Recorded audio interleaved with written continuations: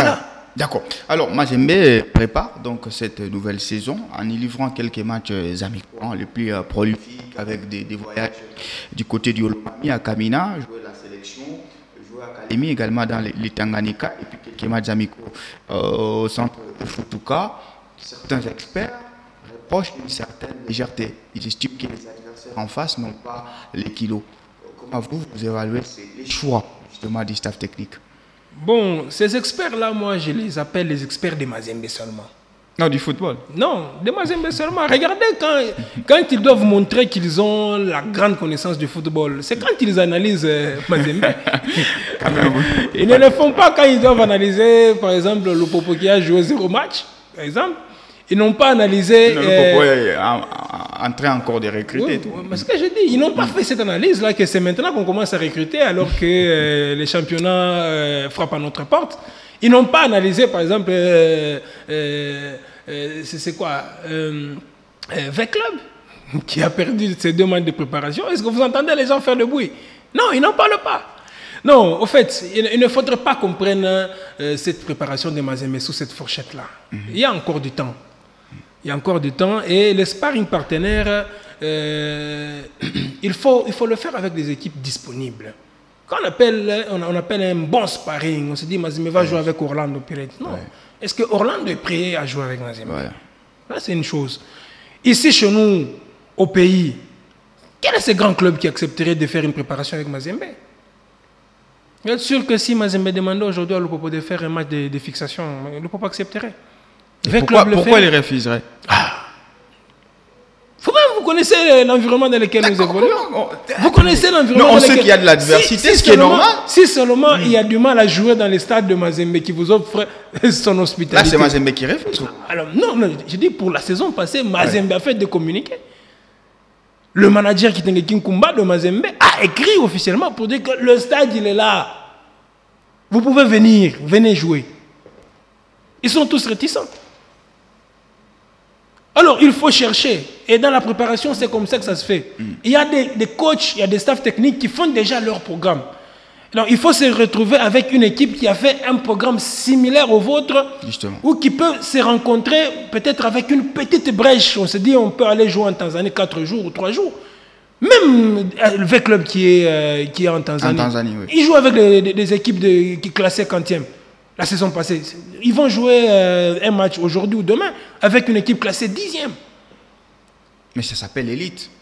Vous dites? Ça, c'est encore dans la première division, mais quand vous jouez contre une sélection, vous ramassez des joueurs des Kamina qui n'ont aucune identité. Non, comment vous appelez ça ramasser? Ça ne s'appelle pas du ramassis. Ayons quand même du respect pour ces ligues qui se battent pour organiser quand même des championnats et qui envoient des équipes en championnat. Bon, sélectionner justement des joueurs. Est-ce que Kalemi aujourd'hui est devenu une mauvaise ville? Est-ce que ces joueurs n'ont pas joué la Ligue provinciale? Ok. La Ligue provinciale, c'est joué à Kalemi, non? Et quand on prend les meilleurs joueurs des équipes de Kalemi, Sobondo, tout ça, donc on dit qu'on a ramassé des joueurs, c'est comme si on est allé pointer un boulanger à gauche, pointer un agriculteur à droite, au nord on est allé chercher un arpenteur. Non, ce sont des joueurs. Et c'est un match de fixation. Il y a ce que le coach cherche à avoir dans un match de fixation. Vous faites un match de fixation, vous avez un joueur qui vous fait un quadruplé par exemple. Vous savez où le placer. Et ce sont les matchs de préparation qui préparent aussi les matchs de compétition. L'entraînement prépare le prochain match. Le match en question prépare le prochain entraînement. Justement. C'est comme ça que le coach dit. Donc vous n'allez pas minimiser un entraînement parce que pour un coach, lui, c'est capital. Jouer 180 minutes avec tout l'effectif qu'il a, il doit tamiser. Et c'est à travers un match, voir l'engagement des joueurs, voir comment est-ce que les joueurs se déploient sur le terrain. Il n'y a pas de panique, il y a encore du temps. Moi, je demande aux fans de Mazembe de se calmer. Mazembe est en train de peaufiner sa saison. Il y a une préparation qui est faite. Il y a un calendrier qui a été tracé par le coach. Et il est en train de suivre ce calendrier à la loupe. Et c'est lui qui sait exactement ce qu'il veut. Alors, tout le monde ne peut pas être coach ou n'est pas coach celui qui veut. Donc on se réveille un bon matin, on dit que non, voilà ce que la mine est en train de faire est mauvais. Non, nous allons juger les résultats après. Aujourd'hui, les gens vont dire non, pourquoi le Popo quitte Lubumbashi pour aller en Zambie? Non, laissons Magasuba faire ce qu'il est en train de faire. Nous allons lui juger par rapport aux résultats parce que le Popo est africain cette saison. Oh non, V Club est parti en Tanzanie. Non, laissons Raoul Chungu faire sa préparation. Il est en train de rater des matchs, c'est vrai, mais il fait sa préparation. Nous allons les juger par rapport aux résultats. Bien dit. Est-ce que la saison dernière, Mazembe n'est pas allé jouer? Non, la saison antérieure. Mazembe n'est pas allé jouer, faire sa préparation au Maroc et tout et tout. Il y a une coupe qui est venue? Non. Même le Popo. Alors, Golden Kalala, vous avez anticipé d'ailleurs cette question quand vous évoquiez les ciseaux qui seraient donc appliqués au sein de cet effectif. Les gens s'interrogent sur la densité qu'il y a maintenant au sein de l'effectif du TP, les nouvelles recrues, plus les anciens. Ça n'est pas trop. Comment un entraîneur peut gérer un tel effectif? Heureusement que vous aviez dit qu'il y aura un ciseau, mais là on est le 8 août, alors que le mercato est censé finir le 31. Vous pensez que pendant ce court temps, l'administration va s'activer pour libérer? Parce que l'enjeu, ce n'est pas seulement de libérer, c'est que les joueurs aussi trouvent un point de chute qui serait idéal pour lui afin qu'il puisse progresser. Bon, d'abord, au stade où nous sommes, mes câbles me renseignent que il y a des joueurs qui sont déjà saisis de leur départ. Voilà. Et il y a déjà des discussions qui se font dans ce sens-là. Mais attention, c'est une patate chaude entre les mains de l'administration de Tout-Puissant Mazembe. Ce n'est pas facile de pouvoir se libérer des joueurs avec lesquels vous avez des contrats. Parce que, comme je le disais, il y a toute une réglementation de la FIFA sur cette question. Les problèmes de contrats de joueurs doivent se gérer avec beaucoup de célérité et de prudence pour éviter de tomber dans les sanctions qu'on prévoit dans les textes. Et on peut vous frapper d'interdiction de recruter pendant plusieurs années.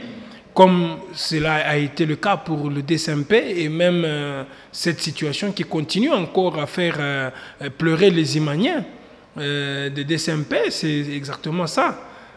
Donc, je trouve qu'il y a quelque chose qui se prévoit et qui se trame. Mais ça ne sera pas facile. Ça ne sera pas facile. Regardez par exemple, sur le poste de gardien, la plupart des fans de Mazembe n'ont plus confiance à Siadi. Ils n'ont plus confiance également à Landou. C'est Landou. Ah, voilà. Bon, moi, je l'appelais souvent Landou parce que il me plaisait, ces bourdes-là me plaisaient. Je me disais, mais comment un gardien pouvait aligner autant de bourdes? Il y a même les gens qui se sont interrogés. Comment ils sont arrivés là? Non, mais vous savez, ces gardiens, ils me surprennent. Lors de la préparation, avant qu'il ne soit retenu, ce garçon a donné de bonnes impressions lors de la trêve de janvier 2023. Il a donné de très bonnes impressions et il a convaincu tout le monde. Mais vous n'allez pas comprendre pourquoi, en pleine compétition, le monsieur a fait un flop terrible et inimaginable. C'est par là que vient entrer ce dossier de maraboutage dont j'ai parlé. Parce qu'il y a certains joueurs qui ont fait ça à leurs collègues, à leurs camarades. Et si moi je ne joue pas, yo peux kobetate. Et ça c'est une manie. C'est une malice. C'est un mauvais comportement qu'on a détecté dans la plupart des joueurs congolais. Et surtout, ça, c'est la quinoiserie pour dire que non, ce qui est la bêtité. Parce que si tu joues à ma place et que toi tu es bon, ça dit moi je ne jouerai pas. Voilà. Et ils se maraboutent entre eux. Et c'est parmi les problèmes qu'il faudrait résoudre chez Mazembe. Et même la Ndiaye, en faisant le travail qu'il fait, il tient en compte tout ça. Tous les joueurs qui ont été cités, premièrement dans les affaires de corruption avec la Renaissance Berkane, ces joueurs-là doivent également quitter l'effectif. Coûte que coûte. Et les fans ont déjà dressé une liste. Et ça, c'est ce que j'encourage. Les fans de Mazembe ont déjà dressé une liste de joueurs qui ne veulent plus revoir. Si par malheur, il se fait qu'on s'obstine à imposer certains joueurs aux fans. Je vous dis, ça sera grave lors de la reprise. Voilà pourquoi je demande, je m'excuse, je demande au comité de Mazembe de pouvoir écouter aussi les fans. Les écouter. Je sais que je les ai chargés en début d'émission, mais il y a quelque part où il y a de la vérité. Parce que quand je vous disais que l'histoire de fétiche, tout ça, ce n'est pas l'équipe.